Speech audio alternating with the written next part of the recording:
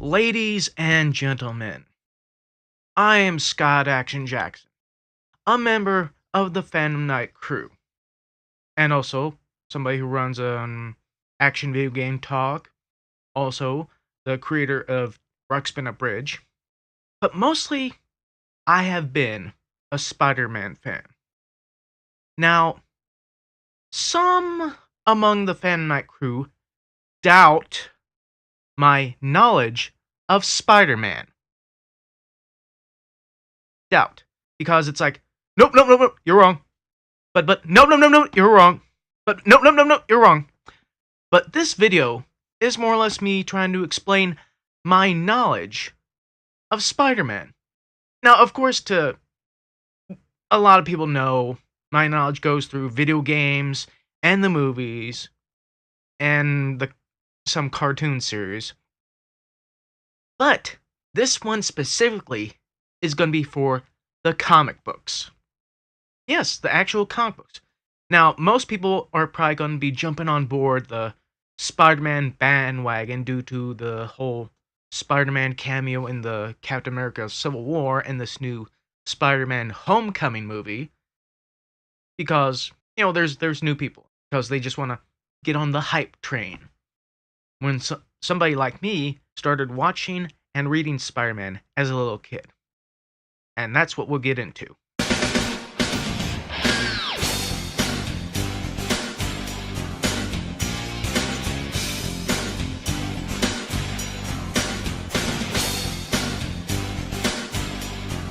Also, a bit of a warning here, I'm not going to refer to multiverses as an universe 616, universe 195, universe 121. No.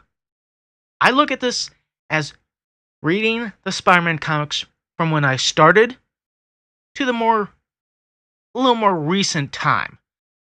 I'm not going to have a nerdgasm over which universe and which dimension.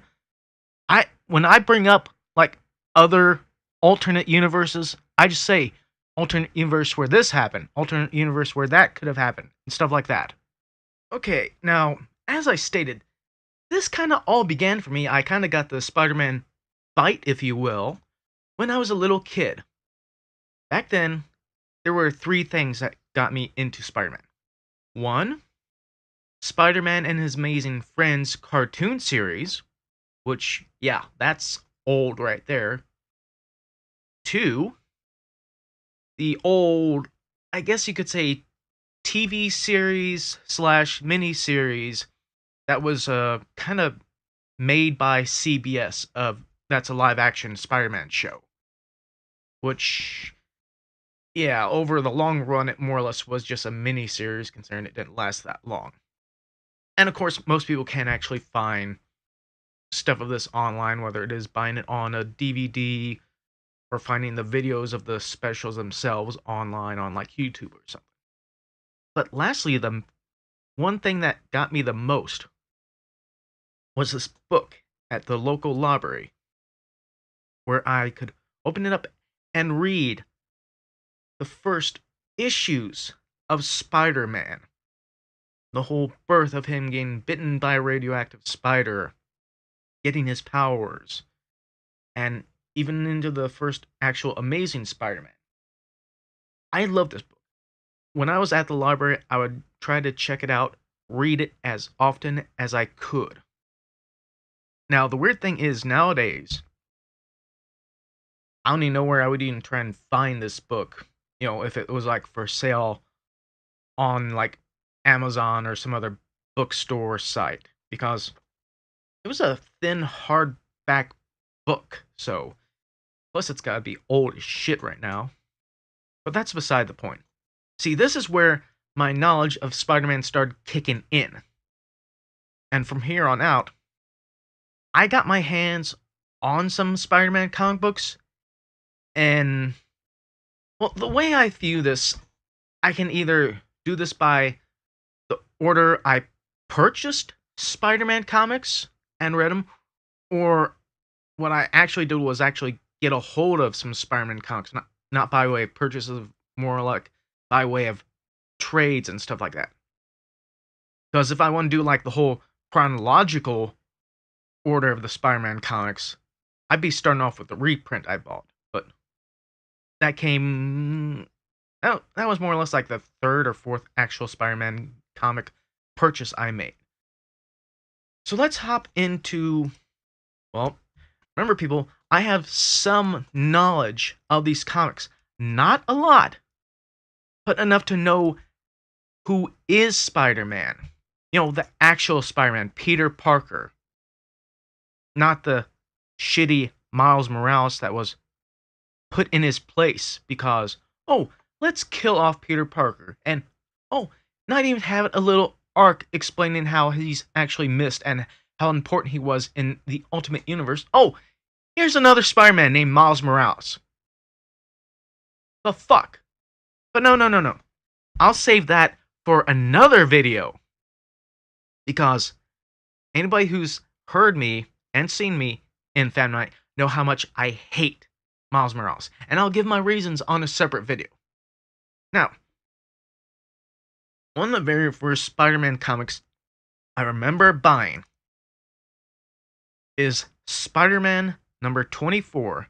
And this was in like the 92 era. This comic was an Infinity War crossover type of thing, but more or less has ties to the Infinity War comic series that was going to happen and going to be happening. In this comic, there was a doppelgangers of Spider-Man, a six-armed demon type Spider-Man, and then there was a demo goblin. And somehow, Spider-Man and the actual Hobgoblin teamed up to kind of take care of these doppelgangers. At least for this issue. Now, of course, the doppelgangers kind of came back through the Maximum Carnage, but that comes later on. But this was my first actual comic I purchased in a store. First one. And yes, I love this comic. Why? Because it kind of starts out with Peter Parker waking up with Mary Jane in bed, and him just going out into the night, patrolling the streets. This is typical for Spider-Man. You should be patrolling the streets in case of any crime and stuff. Now, of course, if you had a hot model in bed with you, you probably wouldn't really leave her, but Peter had a sense of responsibility. And that's what he did. He knew he had to get out there in case of any trouble happening. But we'll get to the whole responsibility stuff later on. That seems to be a bit lacking in another Spider-Man. But if I remember this right, either shortly after that, or maybe before that, I got my hands on this Marvel Milestone Edition reprinting of The Amazing Spider-Man Number 1. This issue has Spider-Man meeting the Fantastic Four for the first time, and the Chameleon's first appearance. Now, of course, Spider-Man wanting to join the Fantastic Four, thinking that it'll be like an actual paying gig, when Spider-Man finds out wrong and just leaves. And of course, this is no doubt one of the all-time classic comics, because it's one of the first, I guess, crossovers with Spider-Man, Peter Parker Spider-Man, in with some other heroes. And of course, we'll have some other crossovers pretty soon. Now, I listed the first ones that I purchased. The first ones I actually got a hold of are a bit older than that. I had a few older Spectacular Spider-Man and Amazing Spider-Man ones. Mostly, what's said like Amazing Spider-Man, it was part of this round robin arc that was going on, where Spider-Man was teaming with the Punisher, Nova, Darkhawk, Moon Knight, and some guy called Night Thrasher? Now, I had all 6 parts of this comic arc. I did.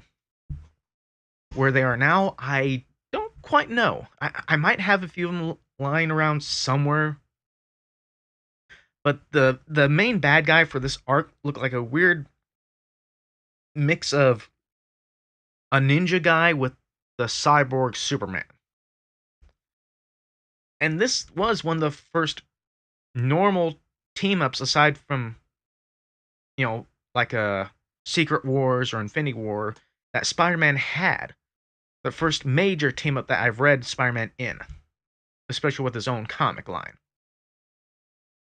Now, one of the early spectacular Spider-Man comics I had was this one arc called The Child Within that had the villain Vermin and more or less some more arc with not Norman, Harry Osborn, Green Goblin. Because there was a big arc going on there, which actually led into a big finale with 200th issue of Spectacular Spider-Man, where Peter Parker and Harry Osborn were having an epic battle, and yet Harry's son, Normie, and Mary Jane were in a building that was about to more or less be destroyed, and Harry did the most logical thing, and that is to fuck the battle and get those two out of the house. But then Mary Jane looked at him and he's like, what about Peter? And what does he do? He goes in and saves Peter. Harry Osborn was setting this all up to destroy Spider-Man, Peter Parker, because of what happened to his legacy, his father's legacy, the Osborn legacy. But all this was because of the Goblin persona taking over. But when Harry's normal reasoning kicked in, it was kind of too late and he kind of passed away. In this line, he passed away. And then, of course, there was the whole 30th anniversary Spider-Man thing going on with different issues throughout, like Web of Spider-Man, Amazing Spider-Man, Spectacular Spider-Man.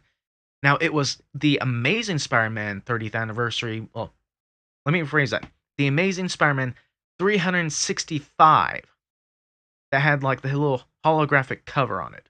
Now, this had a lovely center poster thing with Spider-Man, Venom, and Carnage in it. It's something I still have to this day, and something I keep an image of on my laptop. But also in this, well, we get a preview of the Spider-Man 2099 that was coming out later on. But there was something else that was weird. I think it was in this issue, Peter's parents returned from the grave. Yeah, they returned from the grave somehow. Now, some of the stories going onward from like this get a bit weak to me, which is why I kind of lost interest in some of the comics. I didn't always keep up with all the comics. I tried to get back in where I could. Now, also around this time, I was buying some of these Marvel Tale comics. And I loved the ones where they were doing the feud with Spidey and the Hobgoblin. What I didn't know until a little later on was that these were just retellings of older, I think it was Amazing Spider-Man comics. And I still enjoyed them. I mean, personally, I wish I could go and find... Well, actually, one thing that I know I have is maybe one or two of these Spider-Man Essentials collection. Hopefully, I'll be able to get my hands on some of the ones involving the Hobgoblin feud. Because even though they're in black and white, I still enjoy them because I'm still able to read them. Because with these comics, I would rather have a physical comic book in my hand than a digital swipe, swipe, swipe. So, with what I've already told you so far, my knowledge of the comic books go back quite a ways. Not as far as, the main Marvel company itself.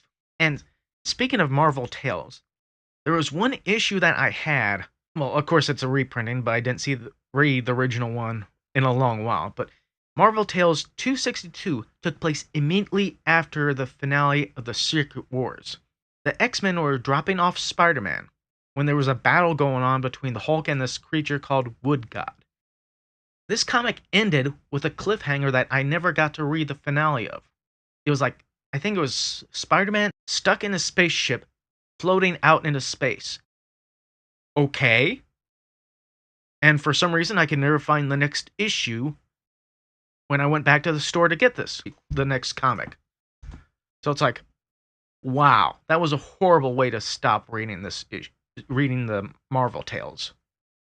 Now, from this point forward, the order of these comics are going to be a bit, I think the term is strange.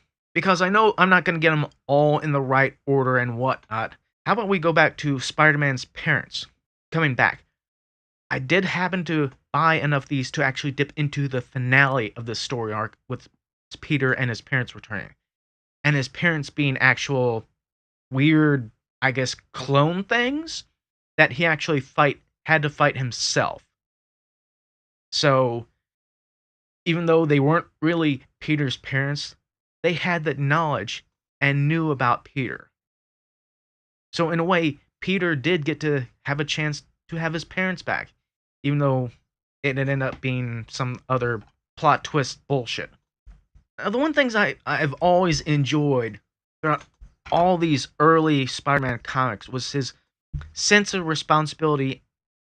And I know the very, very, very first issues of Spider-Man, he didn't really have it all in check at the time. He was still a nerdy kid trying to get through school and stuff. But meanwhile, stuff like this, stuff like the Harry Goblin arc and some of the feuding with the Hobgoblin, that's later on. That's an era of Spider-Man I really thoroughly enjoyed. To me, this is Peter Parker. This is Spider-Man. This is what his main core felt like. Now, like I stated, some other issues started making me doze off of the comic line.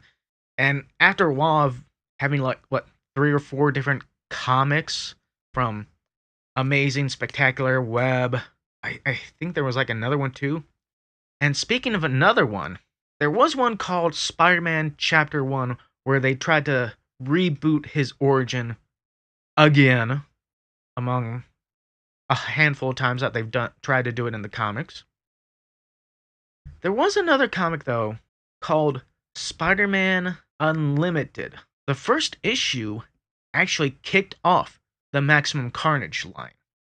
Now, the Maximum Carnage comic line was more or less Carnage himself broke out, started forming a group, and Peter had to team up with people like Venom, who he had a huge feud with, along with Carnage, along with some other people he wasn't quite expecting.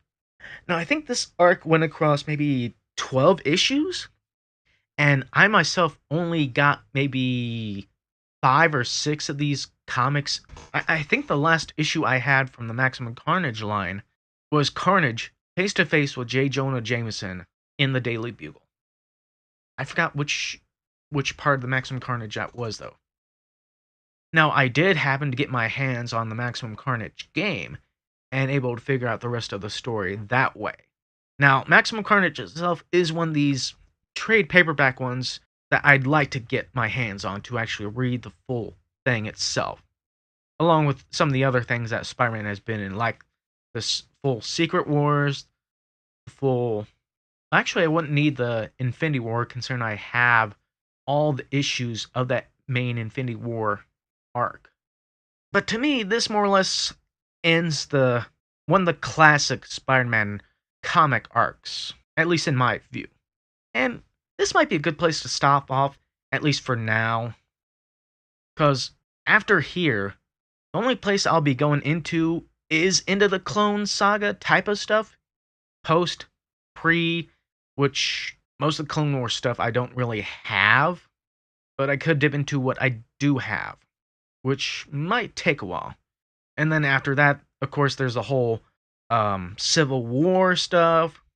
There's also the final chapter with his feud with Norman Osborn and the Goblin.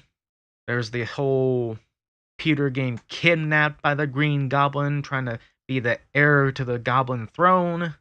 And then, of course, we could also get into the whole post-Civil War stuff with Back in Black, One More Day, and where it starts going into complete shit with Brand New Day. But if you guys want me to continue this in any way, shape, or form, go and leave a comment down below.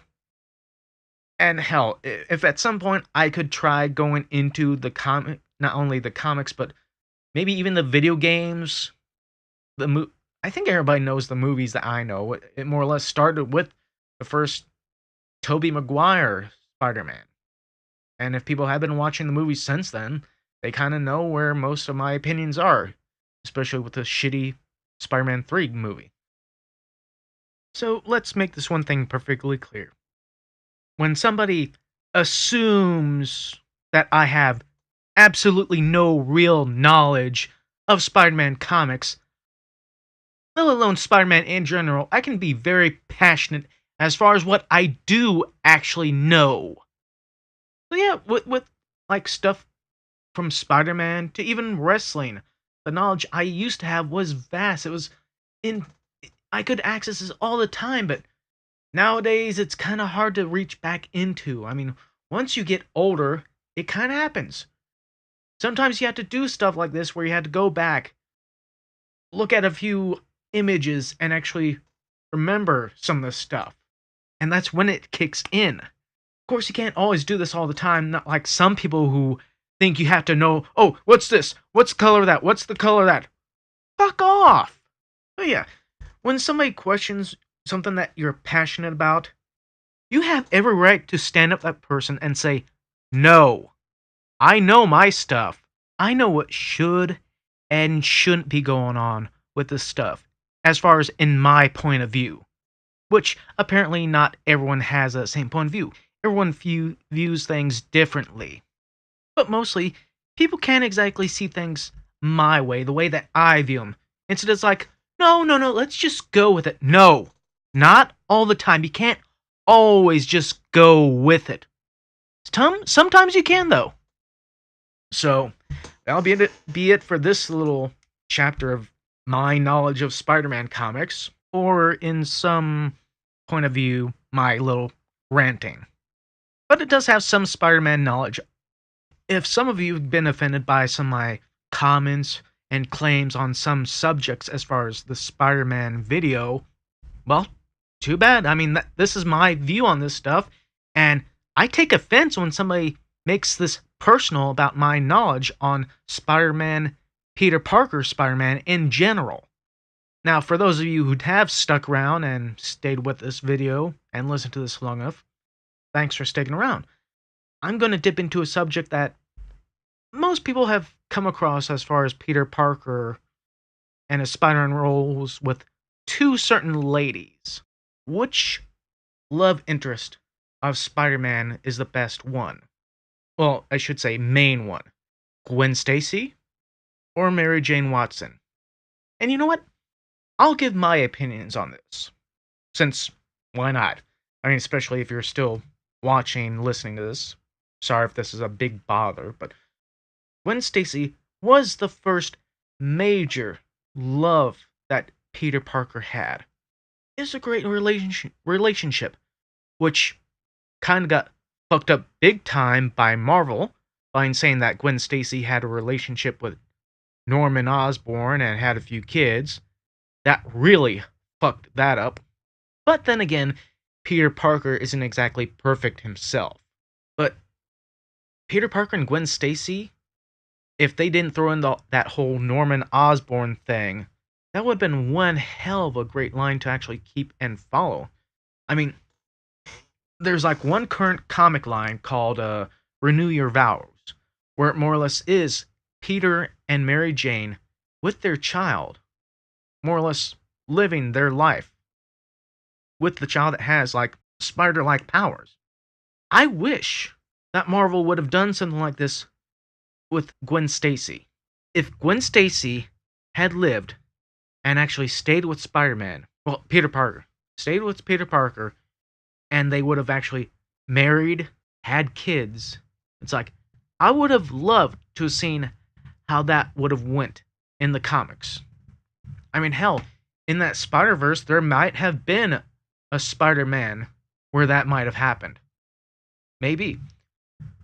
Now, with Mary Jane was the girl next door who, you know, we all know the tagline, you hit the jackpot tiger and stuff like that.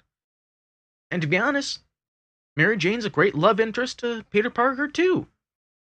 I mean, she's more understanding of the Spider-Man personnel that Peter Parker has to be, compared to Gwen Stacy, who more or less hated Spider-Man because she thought Spider-Man was the main one responsible for her father's death. Mary Jane is somebody who actually understands that Peter Parker has this responsibility and stuff, even though she hates all the times that she's been left alone and stuff. And to me, I could see where this relationship with Mary Jane is a great one as well. I mean, no doubt Peter and Mary Jane is and has been the longest, and I do mean the very longest relationship that Peter Parker has had. And a lot of people are used to that, which is why in the movies, the first movies, we had Peter Parker with Mary Jane all the bat instead of just Peter Parker with Gwen Stacy, because people are used to him with Mary Jane. It seems like a second choice as to how Peter could have a happy ending, to be with Mary Jane. Even though their relationship can be a bit rocky at times, it seems like no matter what, Peter and Mary Jane seem to somehow get back together in one way, shape, or form. Overall, I love Peter Parker with Mary Jane Watson. And I do understand how maybe Peter Parker and Gwen Stacy should have been a better relationship, a longer lasting relationship if she wasn't killed off. I can't exactly pick one over the other, but if I do, it has to be because I mostly know of Mary Jane and Peter more than Gwen Stacy and Peter. Because Mary Jane has been around longer than Gwen Stacy, even though Gwen Stacy has made the most impact on Peter. As far as this Gwen Stacy versus Mary Jane, I don't know. I mean, I kind of love both of them, but I kind of am a little more attracted to Mary Jane more. I'm afraid that's all I can think of. I mean, I think this is where I'm going to end this little Spider-Man rant that I started on. So, bye. Oh, and yes, I have read Ultimate Spider-Man. I have the first volume with the origin of Ultimate Spider-Man. And I have the Death of Spider-Man trade paperback. So I know about those two.